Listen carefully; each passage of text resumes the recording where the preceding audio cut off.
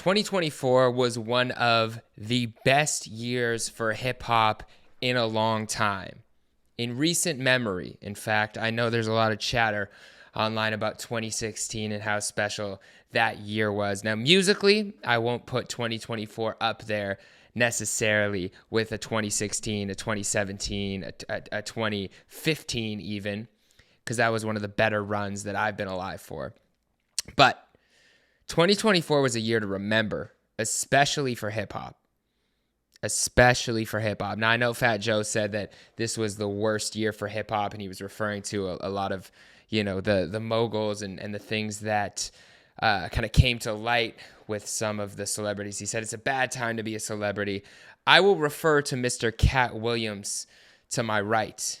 Okay, this man set off the entire year. Look how serious he was. He did not come to play. When he stepped into Club Shay Shay to deliver a message, he knew exactly what he was doing, and he set off the entire year. And I think that he set off what we saw the rest of the year and how it played out, not only for celebrity, but in some ways for hip hop. Okay, so Fat Joe, I don't think that it's necessarily a tough time to be a celebrity. I think it's a tough time to be somebody who, like Katt Williams said, is a deviant, or who has, a dark past to some degree, or who did things that maybe crossed their moral line, or maybe they didn't have a moral line at all. But when it comes to the music, I think it was an incredible year. Okay, not only did we get the biggest battle in modern history, if not ever, but we got some incredible albums. Everything you would have wanted, at least everything I would have wanted from a year in music, I got. I got new superstars emerging with the likes of Doechii, with the likes of a Cash Cobain. We got old rappers. I didn't mean to say it like that. Not old rappers. We got veteran rappers dropping fresh sounds. LL Cool J, Common and Pete Rock, Ice Cube, Snoop Dogg, and Dr. Dre. We got incredible bodies of work from the biggest artists in the game. Tyler, the Creator, Kendrick Lamar. J. Cole dropped a good project, even though it's a little bit tainted. I couldn't go back to it. Personally, I couldn't go back to the Cole project because a lot of the bars were very braggadocious, talking about being in the number one spot. And I couldn't, he was rapping at the highest level of his career. Some of the best bars, I just couldn't listen the same. But for fans, it was an incredible year. And I do want to talk about the Cole Inevitable podcast, because I think that was one of my favorite moments of the year. And as a fan, as a huge J. Cole fan, being able to go back through that journey was incredible. We got hits. There were hit songs. Beyond just Not Like Us, there were some huge songs. Schoolboy Q. Okay, I'm going to get into my top 10 albums. I'm going to get into my top 10 verses. But I had a couple things I just wanted to say about this year in hip hop specifically. I had a couple points that I wanted to make. And if you want, you can check out, we did a bigger picture kind of year-end wrap-up. You can check out that. I was on Culture United with some legends, with Justin Hunt, Rob Markman, Curtis King, Professor Sky, Anthony Fantano, Open Mike Eagle, FD Signifier. You can check that out. I said a lot of things on there, but there was a lot of people on there. There's a lot of amazing voices. So I wanted to get off my thoughts on the year in total and kind of give a bit more of a breakdown. Before anything else, I just want to say thank you, though. Thank you to everybody. If you found me this year, if you found out about who I am, if you fuck with the kid from Winnipeg, Canada, who just loves hip hop and loves music more than anything in my life, my heart beats with music. Thank you for the support. This is a life-changing year. I can't thank you enough. I get the chills even thinking about it. I say that this is the year that I was, inducted into the league, so to speak. I was drafted into the league. I've been putting in a lot of work over the last 10 years, whether some of you knew about me or not. I was on red carpets. I was doing interviews. I was doing a lot behind the scenes. I was running Hip Hop DX's video and original content programming. I worked for Before They Were Famous. I was memed on there, as Playboy Cardi fans know. I did a lot of script writing. I've consulted for radio stations, for YouTube channels, for a lot of the content that you guys might have known, and hundreds of millions of views. If I'm talking about shit for a second, hundreds of millions of views on the content that I've produced, almost a billion at this point, almost a billion views total. But this was the first year that I feel like I really put a lot of energy into myself. I had a lot of great people around me that believed in me. The CEO of my company definitely believed in me. The hosts that I work with definitely believed in me. My team definitely believed in me. And the people who watch definitely believed. So I really appreciate, we're almost at 17,000 subscribers on this YouTube channel. It's a huge goal of mine to continue to cultivate the community on here and grow this over the next year. So thank you so much if you're watching. Enough of that though. Let's get into 2024 in hip hop. I do believe that this was the year of truth when it comes to hip hop, okay? Not only what Katt Williams was speaking about, but when it comes to personal truth. When it comes to personal truth, we had people like Tyler the Creator and Chromacopia, where this album was Tyler really revealing who he truly is at the moment and what his truth is and his fears and his vulnerabilities. And he said it was the most honest project that he's created in his career. And he literally takes his mask off midway through that third verse or fourth verse.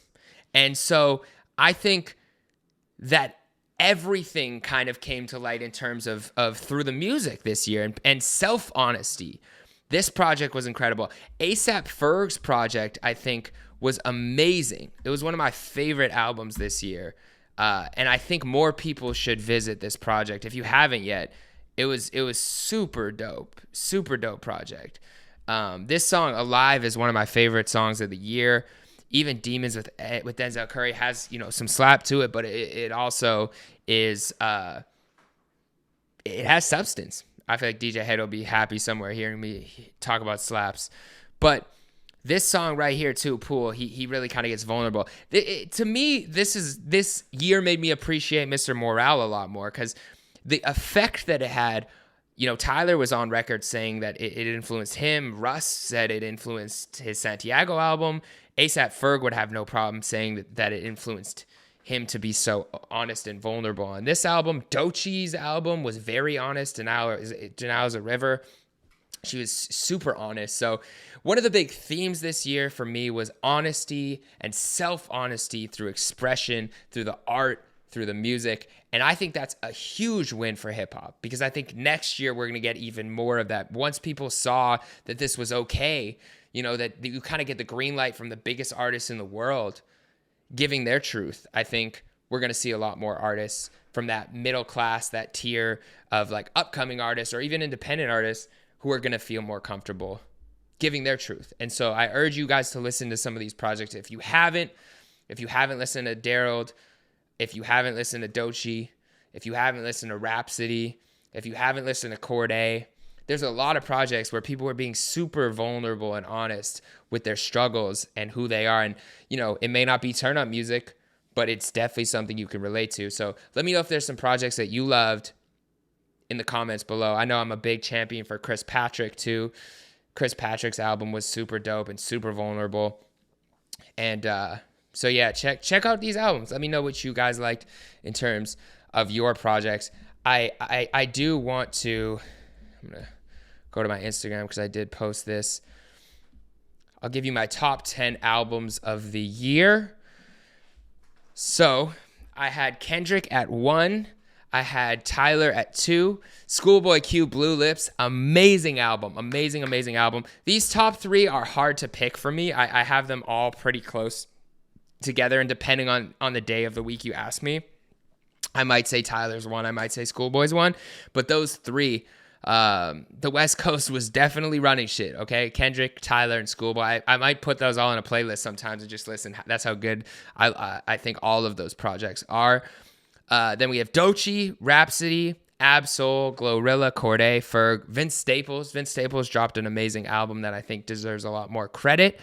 Now, it was a good year. It was a really good year. So it was tough to pick. You know, I had Big Sean's album as a personal favorite. I didn't necessarily love the whole album. Like I love a lot more in his discography, more than this album. But there's so much heat in there, and a lot of personal records that mean a lot to me. Break the Cycle, I think, was an incredible song from him. So yeah, that's my top 10. You guys can let me know your top 10 albums. Doechii, I think her album was an incredible, like Doechii and Rhapsody to me had amazing pieces of art, but not necessarily albums I go back to all the time. I think Doechii had more replay value for me than Rhapsody's. That's why I put it above. And Glorilla was kind of to me, a flawless project for the first like 10, 12 songs. I think it ran a little long, but I thought that she did a really good job delivering a solid album. She was funny. She had punchlines. She had catchy hooks, you know, slaps, good beats. I loved it. Cordae, his album, I think, was really underrated. I think, fuck the sales. Cordae had a dope ass project. It was the best album of his career so far. He was super honest, super vulnerable. He used his features really well. He had good storytelling.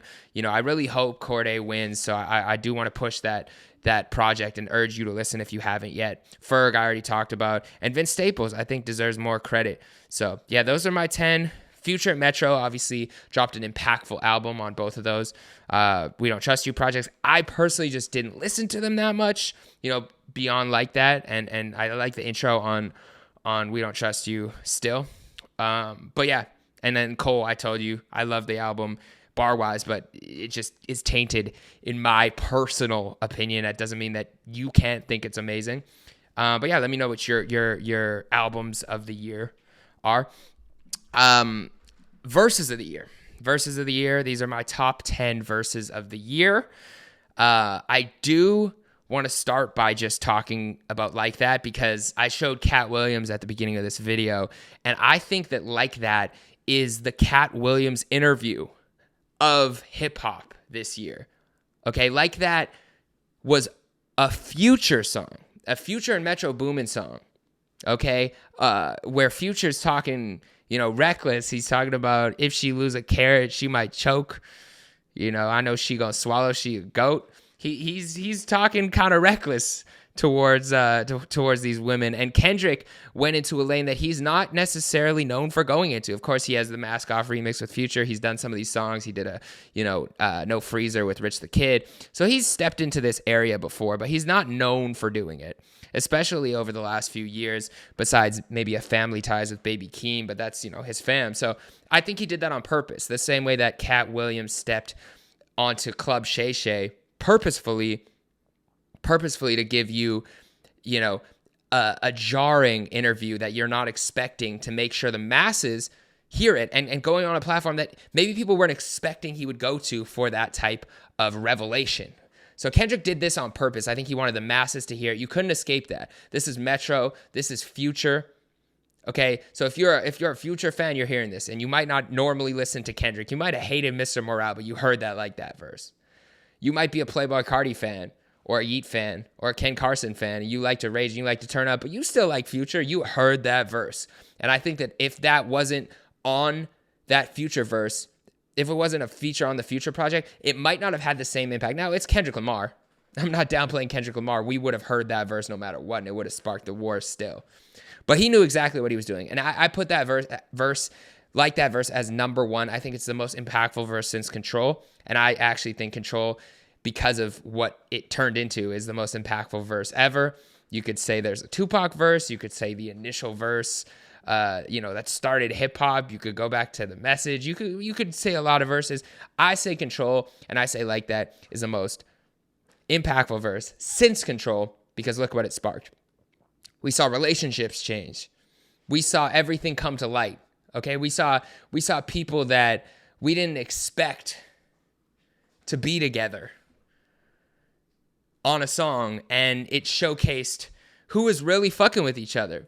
It showcased who was really friends. It showcased who was really wanting it. I hope them sentiments symbolic. It was symbolic to some people. Some people dropped out of the race for number one, and some people proved why they wanted number one, and one person ended up at number one this year, and that was Kendrick Lamar. So that's my verse of the year.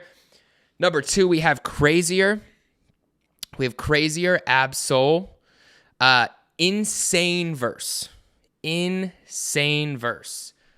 Now just take a look at this. We got to go to Genius for this, because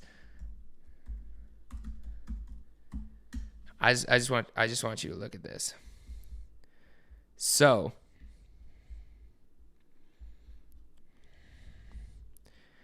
Jid dropped a fire-ass verse. Okay, Jid dropped a fire-ass verse. That is just the level, the competitive level that they were going at was so high that even with Jid's incredible verse, which he would out-rap 99.9% of rappers, but he did out rap Ab Soul. And that the reason why this verse didn't impact nearly as much as like that, so it's like the impact scale is like, here is like that, and maybe here's the rest of the verses on here to some degree. Maybe some you could bump up higher if we were just going by impact. But this is up there for me based on wordplay, delivery, flow. Like the way he starts this, I wrote this shit sitting outside a psych ward, cashing out. I'd be blacking out because it keeps the lights on. Like some of this, Phoenix out the ashes like they done cremated Joaquin Phoenix. Like this is just omnipresence in my reflection, cursed with the gift. I hate abiding by the rules. And I didn't diss the president? Like some of this, even when he says this, like, this is my favorite part of the verse. Thought you was Titanic, but I'm the glacier. That pussy good, but I had tastier. Just the other day, sir. Bag of blue strips like dirty diapers. You ain't the shit.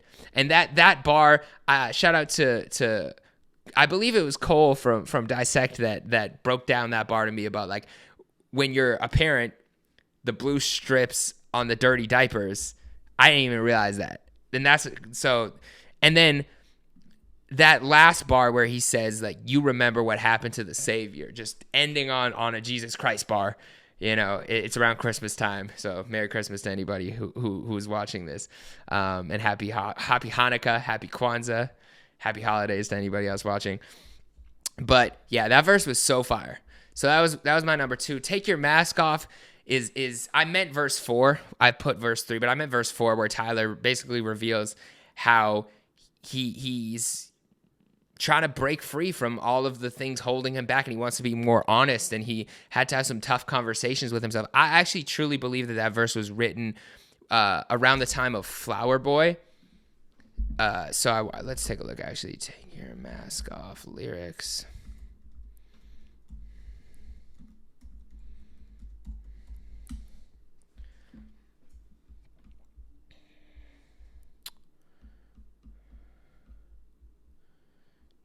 Let me see. Let's go here. So it's verse 4. There's a lot of bars on here. But verse 4, he basically talks about like,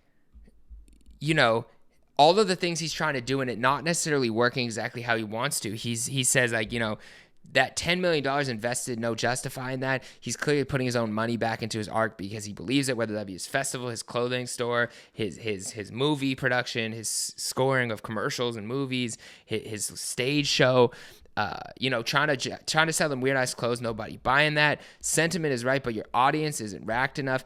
That shit is a failure. Go ahead and pack it up and put it in the trunk. You talk a lot of shit to not even be number 1. Your beats ain't placing in them, songs ain't slapping, your raps ain't ranking, your stage presence don't even be in their conversation. Go home. He's basically saying on this verse, nobody's talking about you. You are not that guy that you think you are in your head, and nobody really sees it in real life. And I do believe that this was probably right before Flower Boy, where he wasn't in the conversations that he wanted to be at. He didn't have the mass mainstream audience. He had a core niche group of people who loved him and kind of, were on the outskirts of the mainstream of hip hop. We got to remember, he came up around the same time as some of his peers. Like, he was around the same time that Drake and Kendrick and Cole and Big Sean and Wale and Big Crit and Wiz and the blog era, Nicki, everyone was kind of coming up. Kid Cudi. Yonkers came out in 2010, I believe. So, he just didn't get the acclaim that they had. He was on the outskirts, and he really viewed himself as the guy. And it's funny that he put this verse on this album, because at this point, this album to me put him in that conversation of being the guy. I think he's very close to number one. He's the biggest in the city after Kenny. That's a fact now, but he's the biggest in the game after Kenny. And that's a fact now to me. I'm putting him at number two right now in terms of running rap and running hip hop. And you can argue with me in the comments, but I have him at number two right now in terms of like lyrics, impact, cultural conversations, bars, song making ability, structure, albums, concepts, everything, art. Tyler's number two, Kendrick's number one. Then we have Whacked Out Murals. We know what that verse did. I mean, it caused a whole controversy with Lil Wayne, with Snoop Dogg, with Andrew Schultz. Whacked Out Murals is a fire ass song. Crazy way to open an album. And verse 2 is my favorite. I think that's kind of where he talks his shit, and he does not back down. So I really, really love that verse. And I know some people might have some of the other verses from the beef in their top 3, top 5. The reason I didn't was because I think Whacked Out Murals was the first time that we heard Kendrick speak post-beef, and I think it was just as impactful as during. And to me, that just showed like people really care about what Kendrick has to say, and he doesn't even need to do an interview. I would love for him to do an interview. I'd love for him to hop on The Bigger Picture or do an interview with Head, or, talk to him on a red carpet and ask him some questions. But I think he doesn't even need to, because everything he said on there sounded like an interview. It sounded like he was just talking to us, and it caused an uproar. So, love that verse. Fuel, JID, and Fuel by Eminem, both of those verses I think are super impactful. And it's pretty much a tie for me. I know some people were upset that I had Eminem below JID. The only reason I put JID ahead was because of how impactful I think that verse was for his career. And the impact on the Eminem verse, I think, was there too. You had the Diddy bars, and you had some of the best, and which I commend M, because he was one of the first people, if not the first person besides 50 Cent, to publicly kind of say something about Diddy. He has said it back in the day too, on the Eminem song and on other songs, but on the MGK diss. He claimed that Pac put out a hit on Tupac, but he's been on Diddy too, so. I was going to say on Diddy's ass, but then it was going to be a crazy pause, and we didn't. But I still see, it's fine. Pause.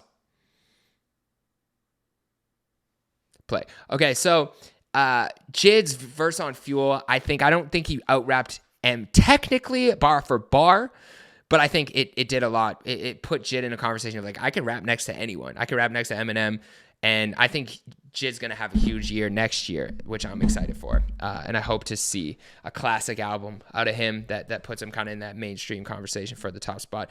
But Eminem's Fuel verse is crazy. Eminem's Fuel verse is crazy. The flow, the entendres, he didn't just say P, did he, bar? Crazy. But even beyond that, just like the rhyme schemes and the syllables, nuts.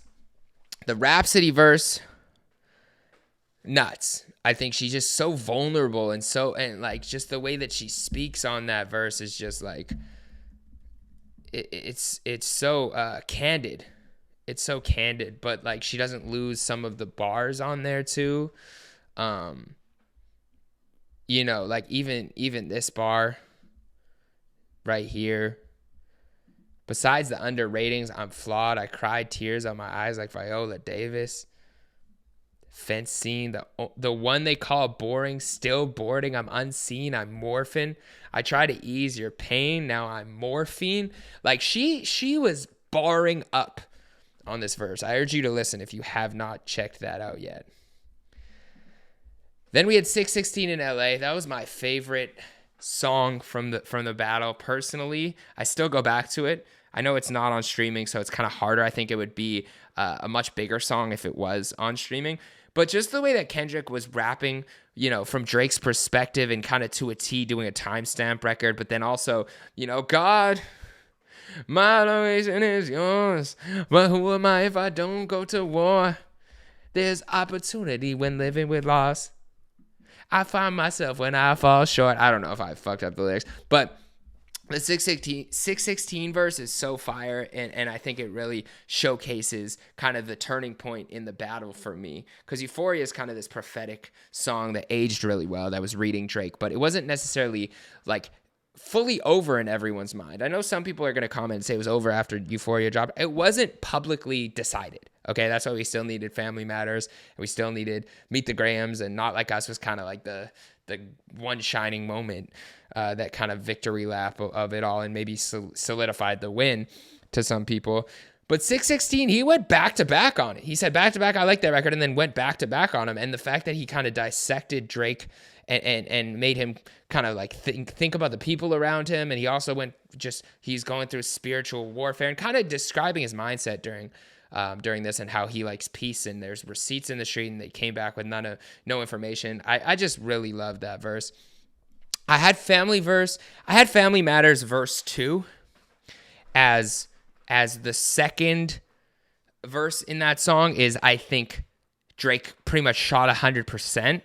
The first verse and the third verse are about Kendrick. Now, I will say, I don't think that he should have wasted an entire verse in the middle of this on anyone besides Kendrick. I think Kendrick needed all of the bars, because it seemed to me like Drake wasn't taking Kendrick seriously enough, and that to me was his kind of demise or his downfall in this battle. But because Family Matters, that second verse did kind of hit all the targets out of the way. Yes, we had BBL Drizzy kind of remain as a saying, but he hit Ross, he hit ASAP, he hit The Weeknd, he hit The Weeknd's manager, he hit any Metro, Future, he hit every target and kind of cleared. And so the only thing that didn't age well to me was, I think in that verse he claimed he was going on vacation, and he clearly couldn't go fully on vacation after this, so that didn't really fully age well. But the other verses are kind of tainted to me, because the Day Free thing I just think didn't land. And then verse 3, it didn't clear Kendrick, so I'm not necessarily putting it there. But verse 2, some high-level rapping from Drake. So, I do think Family Matters, if it sat for longer, if it lived for longer, maybe would have done more damage.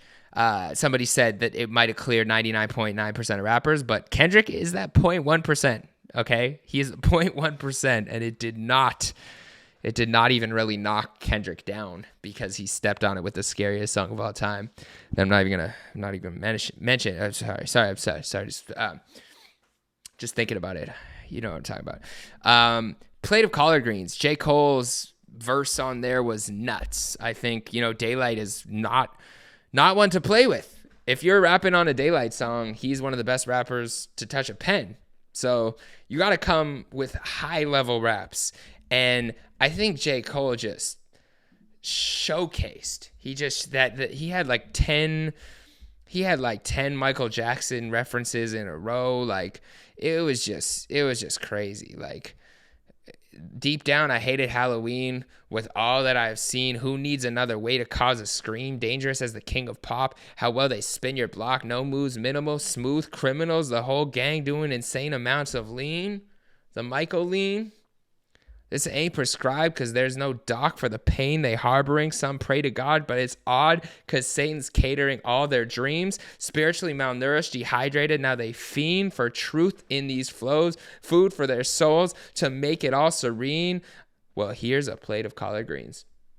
Flow, bars, substance. Put God in the verse. Soul. What more do you want? Okay? That Cole verse is incredible. I know a lot of people had other verses from Might Delete Later. You can let me know your favorite Cole verse of the year in the comments, but that was mine. Euphoria. Any 16 you can pick. Pick any. They're all great. It's all great rapping. It was all prophetic.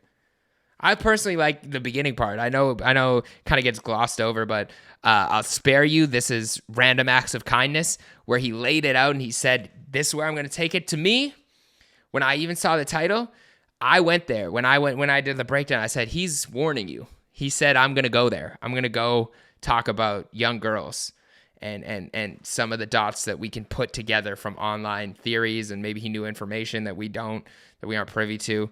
But he pieced it all together, and he was warning, I'm going to spare you, but if you go there, I'll go there. And he went there. So Euphoria, I think, is an incredible masterclass in reading someone and high-level rapping. Saturday mornings, I had Corday's verse and Lil Wayne's verse. I think if you can rap alongside Lil Wayne, you get credit no matter what. And I think Corday had some great bars on there where he was talking about just his journey and his vulnerabilities of like buying a house that he wasn't necessarily ready to, and his credit score was low. And, he's talking about like literature on there and his relationship and, his growth over time. I just love the way that Corday flowed over there and didn't lose substance and didn't lose bars. But Lil Wayne, my goodness, one of the greatest rappers of all time. To be this deep into his catalog and still be rapping like the rent is due when his rent is not due. His mortgage is probably fully paid off. He has probably paid off multiple mortgages. And Lil Wayne is rapping like he just came out yesterday. He's rapping like he's in Corday's position. Okay, he's like, this is his third album and he's new. He's like 25 years old and he's rapping like this.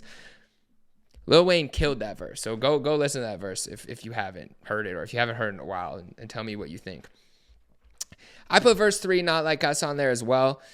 I just think it kind of put together all of what this battle was, and Kendrick kind of had a masterclass of how to entertain and educate at the same time, and create this narrative and put it together with like Atlanta and the cultural appropriation and the coming to America, and it was crazy. But he also then still leads it into like the OV ho and like the Are You My Friend, Are We Locked In? Like he had catchiness after that with the third verse. It kind of extended a song. It was a longer song than most people would expect from like a hit song, quote unquote, but you kind of need to play the third verse because of how important it was. So I have that there. And then I have Denial Is a River, Doechii, because even though it wasn't technically the best verse in terms of like metaphors or lyricism or like spiritual, lyrical, miracle, she delivered such a potent story and honesty and so much charisma that I think it deserves a nod because of how well she delivered that. Like her performance on it, her talking to herself, her as her therapist, which was so fire, and seeing Issa Rae do the live version, that to me was just super sick. So yeah, those were my favorite verses. I definitely have other verses that I loved, but those were the 15 that I thought stood out. There was some Vince Staples versus Schoolboy Q versus Ab Soul versus there was some more Doechii verses, some more Kendrick verses that could have been on there, but these are the ones that stood out to me. So let me know what your verse of the year was in the comments. Common had some great verses on his albums. M had some other good verses. There's too many. I'm sticking with my 15. Big Sean, Break the Cycle verse was fire too, but let me know what you have in the comments as your verse of the year. We did albums, we did verses. I also had a lot of new artists that I loved this year. I made a playlist that you guys can check out. They were from my spotlight on the Bigger Picture. So if you guys do want to check that out, there's some artists that I think you guys should check out. I'll link it in the description. But there's a few people that I do think will have a huge year next year that I do want to be on record as saying that they will. First up, we have Lim, Liim. I heard him. I was in New York in a random vintage store, and they were playing this song, and I asked the guy, I was like, who is this? He's like, oh, I heard him at a party the other day. So I Shazammed it, and the guy had like 500 listens on the song. It just came out on YouTube. It had like a couple hundred plays. And I was like, this guy's fire. So I messaged him on Instagram. I was like, yo, you're fire. And he had a couple mutuals with me. And I mentioned him on the podcast, and a couple people commented. There was a few different comments about, how they found the song from the Bigger Picture. And I think we ended up getting it like a couple thousand streams just from the Bigger Picture spotlight. But Tyler recently posted him on his story, and his video went from like 5K or 3K or maybe even like 500 views to 80,000 views in a day. And so I think people are catching on. He did it on the Radar performance. I think he's going to have a huge year. Liim. You know my guy Chris Patrick, I rep very heavily for because I truly believe in his artistry, and I think that he really has the mindset of somebody who wants to take this thing really far. And so I'm excited to see what he drops, but I think he'll have a big elevation next year. Lakon, who's an R&B singer who I think will have a huge year and one of my favorite artists. Fresco Trey, also another guy who I've been connected with for a really long time, through Mike Boyd of Gary Vee's team years ago, sent me his music, and I don't think he's made a bad song. So I'm excited to see what he does this year. You'll definitely hear me talk about him a lot. Marado, Marado, is going to have a huge year. I think I'll have a couple of really big singles. Super fire, like pop artist, pop R&B, hip-hop influenced. But yeah, so you can check out that playlist. There's definitely, I'm looking forward to kind of trying to build with more artists on the come up as well. So if you guys see, artists that are under the radar that deserve more shine, I might do like a community post, or maybe I'll make like a submission link or something like that you can send some artists. I know everyone's going to send their own music, so maybe I'll do like a live stream or something where we can listen to music. But let me know what you want to do in the comments. The one thing I didn't like this year, the one thing I didn't like about 2024, I didn't like that it was a year of extremes. I felt like the stan culture online kind of ruined everything when it came to like stan culture. Let's see what populates. Drake and Kendrick stan culture. Metro Boomin's quote, "Stan culture is kind of weird." Now, I don't think that Metro was necessarily right in saying this, because he had an actual, play in this battle. Okay, this wasn't just the stands, but what it became was the stands. It became, now you say something about one side and the other side feels like you're talking about them, or that you can't like both, or there's no nuance, or you can't compliment Kendrick if you're a Drake stan, or you can't compliment Drake if you're a Kendrick stan. I didn't like being online for that. And a lot of that was just annoying to me. Like I've learned from Elliot, he blocks a lot of people. I mute a lot of people now. So if you're like an OVO stan in my mentions and I say something positive about Kendrick and you're just like, or I say something unrelated and you're talking about like, oh, you shut the fuck up. I'm muting you. I'm not going to see it. So you can just be quiet. So I hope that there's more nuance in the next year. Shout out to DJ Head with nuance. We need more nuance in cultural conversations. So that is what I'm looking forward to in the new year. And I think that would be amazing. I also want to predict some things for the new year, some predictions I have. I do think that Joey Badass and Jid are going to have huge years. I think that Jid is going to have a massive year. He's going to have a big hit single and a big classic album that's going to be revered and take him to like kind of the top of the game and be in contention for that spot. I think, and I hope, Joey Badass is going to drop a project that has him at the top of the game and truly has him soaring to where he deserves to be, because he's, in my opinion, one of the most talented, one of the most raw, one of the most honest MCs in recent memory. And so I would love to see him kind of flourish like that in the mainstream. I think J. Cole's going to drop a mixtape before he drops the Fall Off. I think he's going to drop It's a Boy. I think that's what he's been teasing it for years. I just have a feeling he's going to drop that. I loved Inevitable, by the way. I love that. I'm almost all the way through, and I think I got something special I'm going to do like as a review. But that was so cool to just see his mindset with him and how he was dealing with coming up under, Jay's leadership and Rock Nation and being kind of a new label at that point, with him being like kind of the guinea pig signing and his relationship with Kanye. That was super dope. So I'm excited for Cole's new year. What else do I think? I think more lyricism in the forefront, and I think Kendrick's not gonna go anywhere. I do think Drake's gonna drop a solo project after the Party Next Door album, which, as much as I love Party Next Door and Drake's music and their music together, I don't really feel like I want that right now. I'm I'd love for Drake to like take kind of a break and come back with a solo album, because I think his perspective would be interesting. I would love to hear how he's handling this. If he gets honest and really talks about what he's going through, I would love to hear that. And I do think it'll be a massively well-selling album. I don't think there's any fall off in his sales of his album. Not necessarily a single. I don't see him having a hit single next year. But if he puts work into an album, I do see that selling well and being decently well received. That's my prediction. And then I think that Kendrick is going nowhere. I think we're going to see features, album, mixtape, like the tour. Like, you're going to see Kendrick everywhere. He's going to be outside. I hope he does an interview of some sort, but he's kind of in the leadership role of hip hop. So I'm excited to see what that breeds in terms of more lyrical substance, more morality, hopefully, in the space, and more spirituality in the space.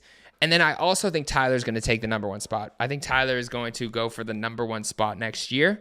He feels like he's close. He feels like he was almost there this year, and he's taking it seriously. He's like, you know what, I got it. He's keeping the foot on everyone's neck with that Hey Now freestyle over the Kendrick instrumental, and I think he's got it. So I'm excited to see that. But yeah, I'm tired. I'm about to go on vacation. I'm about to take a few days off and chill with my girl. So I appreciate you guys for the support. Let me know what you want out of my channel next year, out of my content. I really have a couple, fun and exciting plans. I'm excited to do more scripted work, more written work, and kind of some deep dives. I'm excited to do more interviews and some more, collabs. I want to collab with a bunch of channels. There's some super dope channels that I've been watching all year that I can, call my peers that I would love to do some stuff with. I got to connect with Wayno and do something. Justin and Culture United, all the guys over there. Shout out to everyone there who creates amazing content that I love and I love watching. There's some upcoming people. There's the Vil, who I fuck with heavy on YouTube. I watch a bunch of his content. He's more in the conspiracy realm and kind of like goes and analyzes things, but I love his channel. Chilling with Moni, I watch a lot of her content. Elsie, she just started doing a bunch of YouTube interviews she interviewed Russ. I fuck with her channel heavy. Kids Take Over. I love what they do. It's a really exciting time to be in content and hip hop media, and I'm super excited. I'm just excited to be a part of it and to be a part of the change that I hope to see in the world of content. I hope to be, pushing positivity, pushing the real P. But yeah, thank you guys so much for everything. If nobody else has told you yet today, I appreciate you. Happy New Year, and sending you all my love.